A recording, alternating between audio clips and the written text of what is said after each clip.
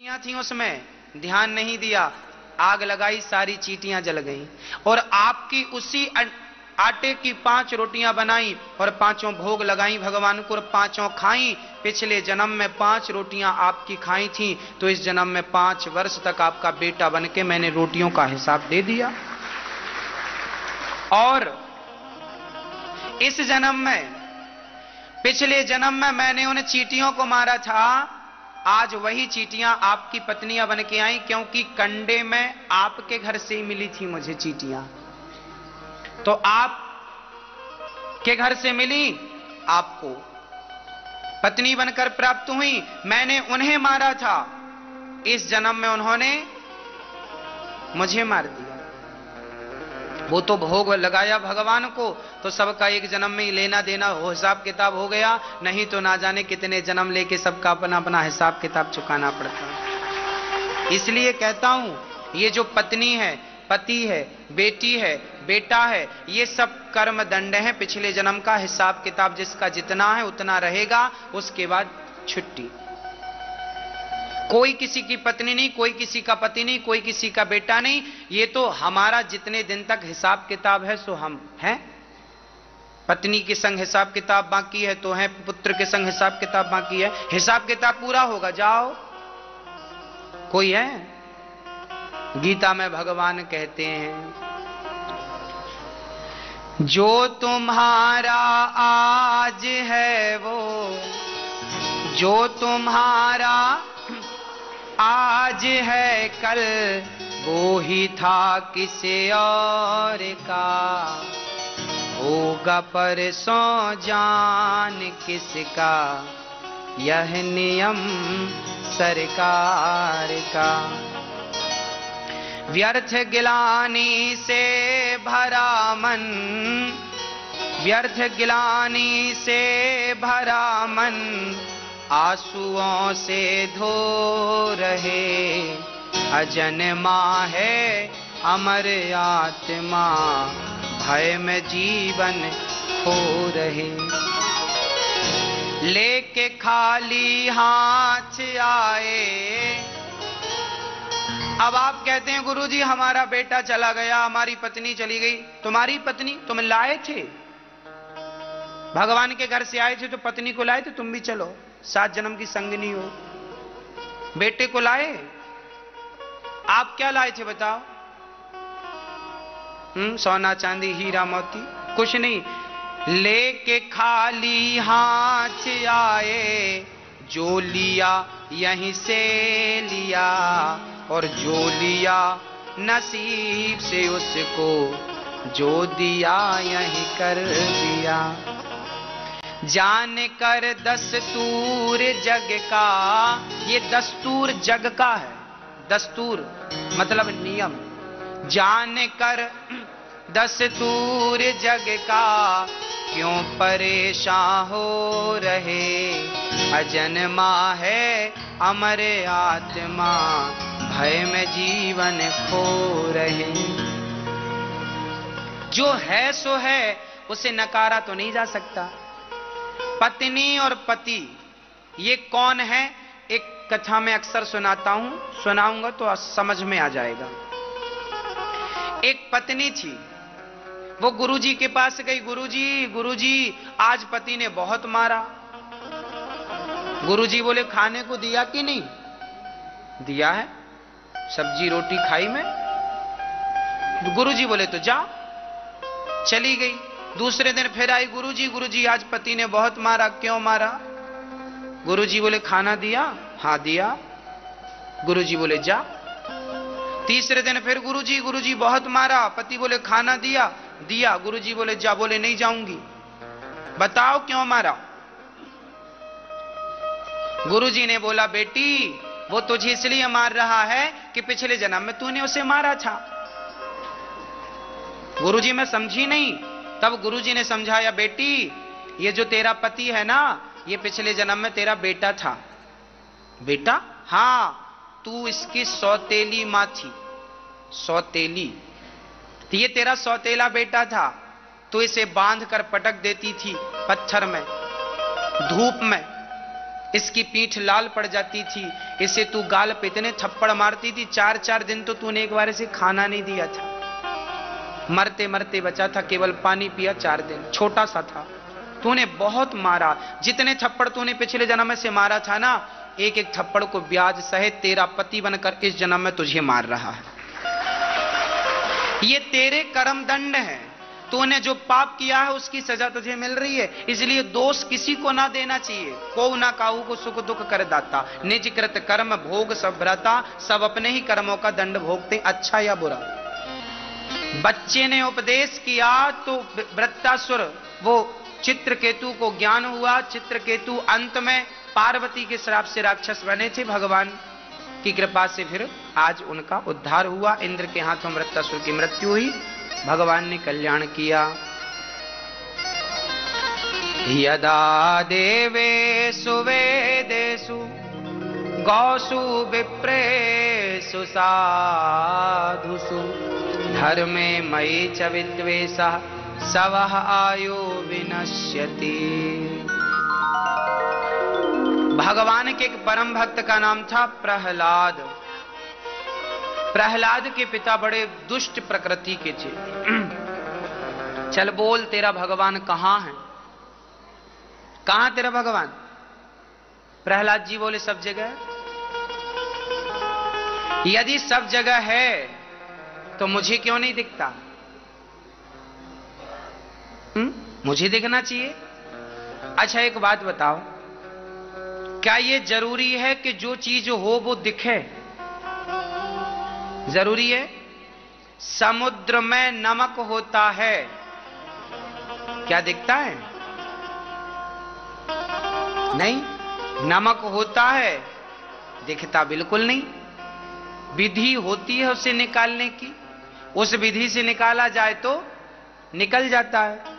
जैसे समुद्र में नमक है, समुद्र की हर बूंद में नमक है, उसी तरह सृष्टि के कण कण में परमात्मा उसी नमक की तरह समाया है। जैसे समुद्र के जल की हर बूंद में नमक है, ऐसे ईश्वर सर्वत्र नमक की तरह विद्यमान है। जैसे मिश्री में मिठास समाई है, ईश्वर समाया है। अब ईश्वर है तो दिखता क्यों नहीं? आप बताइए क्यों नहीं दिखता? कथा में हमने कई बार बोला है, आप बताइए क्यों नहीं दिखता? मैया जी आप बताओ, भगवान दिखते क्यों नहीं है? मैया बोलो, भैया जी आप बताओ क्यों नहीं दिखते? हाँ, आत्मा में है इसलिए नहीं दिखते, ठीक है। आप बताओ मैया जी, ओ मैया आप बताओ क्यों नहीं दिखते भगवान? क्यों नहीं दिखते? आप बताओ मैया, भगवान क्यों नहीं दिखते? हाँ, कौन अंतर्यामी है? आप? भगवान? भगवान क्यों नहीं दिखते, इसका सटीक उत्तर नहीं दिया आपने। क्यों नहीं दिखते? आपको सब पता होना चाहिए। कोई आपसे प्रश्न कर ले। आज हमारे पास एक मां आई सुबह, वो यहां शायद बैठी हैं। उनकी बेटी कश्मीर में पढ़ती है। जितने वहां टीचर हैं सब मुसलमान हैं।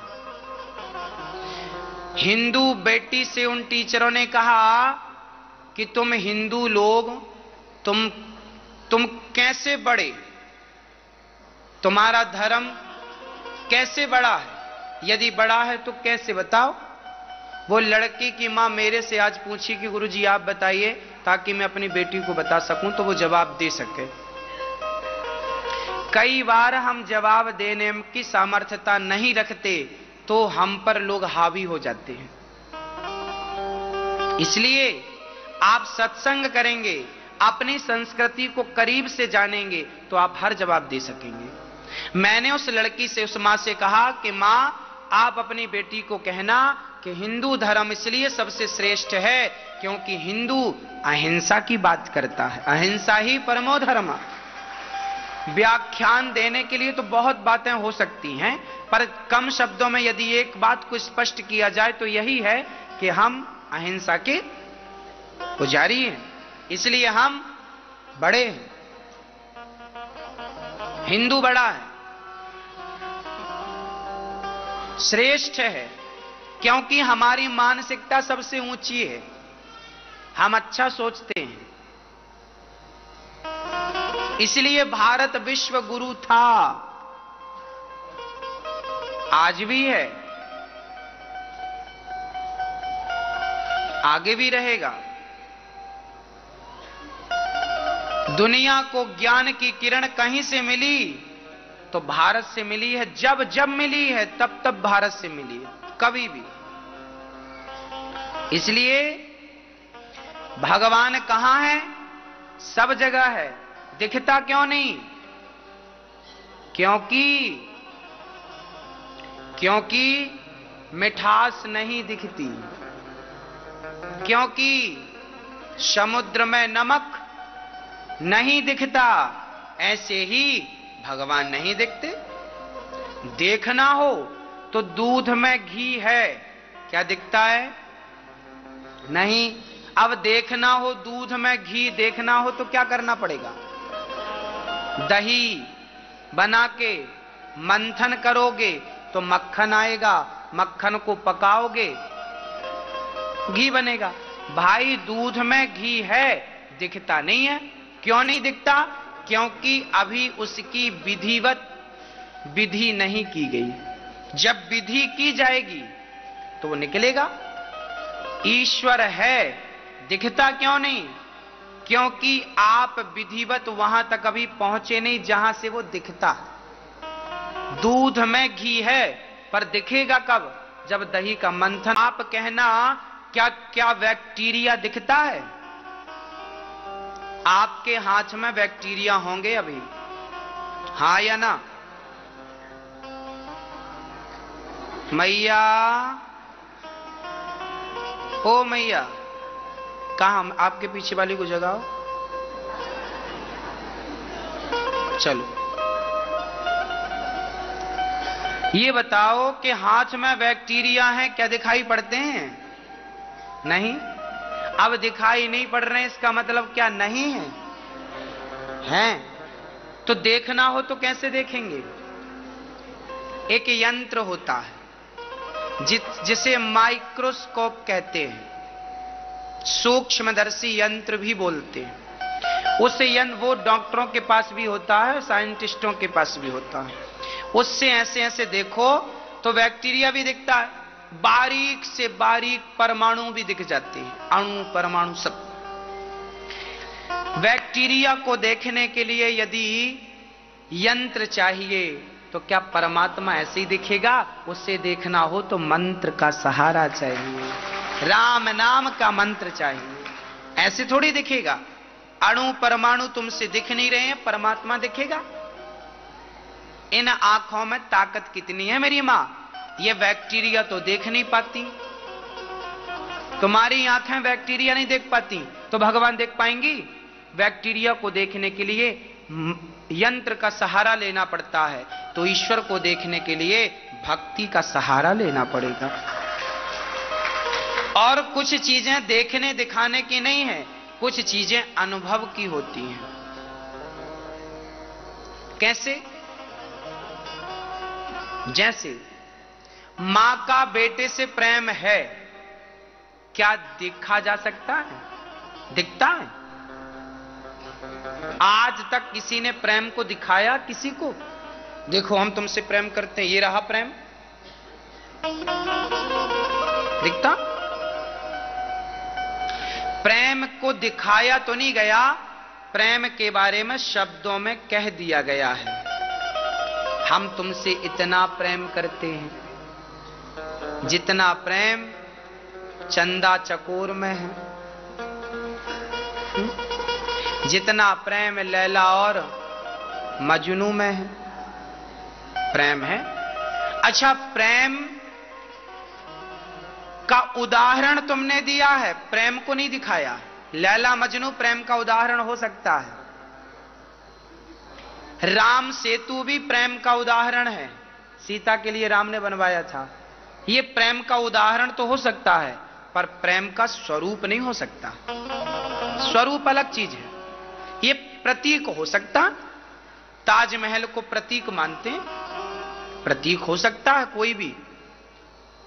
आप भी प्रेम के प्रतीक हो सकते हैं। राधा रानी प्रेम का स्वरूप है, उन्हें हम कहेंगे कि वो प्रेम का अवतार है। उस प्रसंग में मैं कल परसों आऊंगा। अभी केवल इतना जानिए कि प्रेम को दिखाया नहीं जा सकता, पर प्रेम होता है। ऐसे ईश्वर को दिखाया नहीं जा सकता, पर ईश्वर होता है।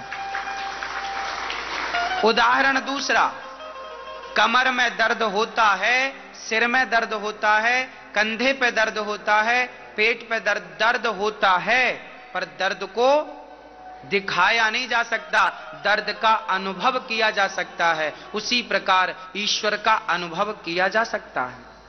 हमारे संत लोग करते हैं, हमारे गुरुजन अनुभव करते हैं। अरे हम भी ईश्वर का अनुभव करते हैं। आप में से बहुत सारे भक्त ईश्वर का अनुभव करते हैं। अनुभव कर तो सकते हैं आप, पर अपने अनुभव को आप बता नहीं सकते, कह नहीं सकते। क्या कहेंगे आप? गूंगा आदमी मिठाई खाए और फिर पूछो कैसी लगी, वो क्या कहेगा? भगवान की भक्ति करने वाला तो भगवान के बारे में कहने के लिए गूंगा है, वो कुछ कह ही नहीं सकता। जब कह नहीं सकता तो क्या बोलेगा? तो ईश्वर दर्द की तरह है कि है तो सही, पर बताया नहीं जा सकता। मीराबाई यही तो कहती है, हैरी मैं तो प्रेम दीवानी, मेरो दर्द ना जाने कोई। किसी ने कहा कहां दर्द है? बोले अंग अंग में दर्द है। बोले कैसे ठीक होगा? बोले जब वैद्य सांवरिया होए, यदि कन्हैया वैद्य बन के आए और मेरा हाथ पकड़ ले तो दर्द ठीक हो जाएगा। ये दर्द है मीरा का, यही दर्द है भक्तों का। ये दर्द है, ये कहा नहीं जा सकता।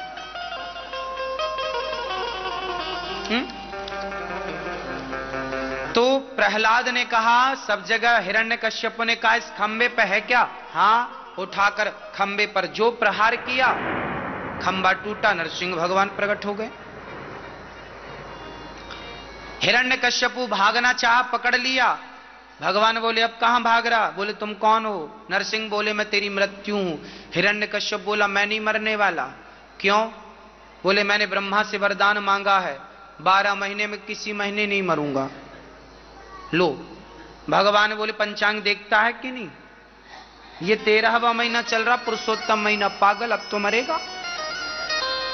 बोले अभी नहीं मरूंगा, ना अस्त्र से ना शस्त्र से। भगवान बोले मेरे नाखून देख रहा है?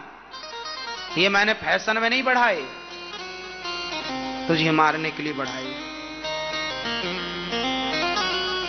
बोला अभी भी नहीं मरूंगा। बोले ब्रह्मा के बनाए किसी आदमी से नहीं मरूंगा। भगवान बोले ब्रह्मा मुझे नहीं बनाता, मैं ब्रह्मा को बनाता हूं। अब तो मरेगा। बोले मैं नहीं मरूंगा, ना दिन के मरूं ना रात के मरूं। भगवान बोले संध्या की बेला है, अब तो मरेगा। बोले अभी भी नहीं मरूंगा, ना अंदर मरूं ना बाहर मरूं। भगवान बोले देहरी पे बैठा हूं, ना ये अंदर है ना। बोले अभी भी नहीं मरूंगा। बोले भाई अब क्यों नहीं मरेगा? बोले ना तो मैं हाथी से मरूंगा, ना तो मैं शेर से मरूंगा, ना तो मनुष्य से मरूंगा। भगवान बोले मुझे अच्छे से देख, मैं क्या दिख रहा हूं तुझे? हाथी दिख रहा हूं कि शेर के मनुष्य? आधा तो मनुष्य था और आधा शेर, इसलिए नर सिंह। हर प्रश्न का उत्तर देकर छाती विदीर्ण कर दी। हिरण्यकश्यप को मार डाला। प्रहलाद को गोद पर बिठाया, बड़ा प्यार किया, चाटा गाय की तरह, बछड़े की तरह। और भगवान ने बड़ा प्यार किया। ब्रह्मादय सुरगणा मुनयोथ सिद्धा सत्वयी कृतान मतयो वचसाम प्रवाही नाराधितुम पुरुगुणैरधुनापि विप्रो किम तोष्टुमर्हति समय। हरिरुग्र जाते प्रहलाद जी ने स्तुति करे कि हे प्रभु आप सर्वांतर्यामी हैं, मैं आपके चरणों में प्रणाम करता हूं। प्रहलाद जी का कल्याण हुआ। भगवान वहां से गए, सबने स्तुति करी। किसी भक्त ने एक चिट्ठी पहुंचाई है, पढ़ के सुना देता हूं। स्वामी जी को राधा अग्रवाल का प्रणाम। मेरे माँ बाप को मेरे भाइयों ने घर से निकाल दिया है। मैं अपने घर ले आई हूं, लेकिन मैं अपने पति से अलग रहती हूं। यहां भी एक समस्या है कि वो अपने पति से अलग रहती हूं। वह मेरे एक बेटी भी है, 6 साल की बेटी थी। मेरे पिताजी को दिमागी बीमारी है, उनके इलाज के लिए मेरे पास पैसे नहीं हैं। अतः हम माँ बेटी, मेरी माँ को मेरे भाइयों ने निकाल दिया, मुझे मेरे पति ने निकाल दिया। अब माँ बेटी अलग थलग हो गई। अब इन माँ बेटी का क्या सहारा होगा? कोई बात नहीं, जिनका कोई नहीं है उनके लिए ठाकुर जी ने गौरी गोपाल वृद्धाश्रम बनाया है। ये भगवान ने बनाया है, आप जैसे जरूरतमंदों के लिए बनाया है। द्वार किसी के लिए बंद नहीं है, परंतु यदि आपको सच्ची जरूरत है तो आप जरूर आइएगा। यदि आप सताए ठुकराए दुखियारे हैं तो बिल्कुल आधी रात को आइए। ये दास यदि कार्य करता है तो ऐसी माँ बेटियों के लिए, ऐसे ही सताए हुए लोगों के लिए तो करता है। और आप लोग जब सहयोग करते हैं तो मुझे और हिम्मत मिलती है कि मैं ऐसी माँओं की और सेवा करता जाऊं। श्री सोमवती शुक्ल, शिव प्रसाद शुक्ल जी, आप भी एक माँ का सहारा बन रहे हैं। सुंदर तालियां बजाएं इनके लिए। प्रिय भक्तों, गजेंद्र को भगवान ने कल्याण किया। हाथी का पांव मगर ने पकड़ा था, भगवान ने ठीक किया। हाथी को बचाया, मगर का कल्याण किया। राजा बलि पर बामन भगवान की कृपा हुई। 2 पग में दुनिया नापा, 3 पग में मत्थे पर रखा, 3 पग मस्तक पर रखा, तीसरा पग में बलि को नाप लिया। अब भगवान का मत्स्य अवतार होता है सत्यव्रत नाम के राजा की रक्षा के लिए। अब मैं चलता हूं राम जन्मोत्सव की तरफ। भगवान नारायण के पुत्र हुए हैं ब्रह्मा, ब्रह्मा के पुत्र हुए मरीचि, इनके कश्यप, इन्हीं के वंश में राजा नभग, नभग के नाम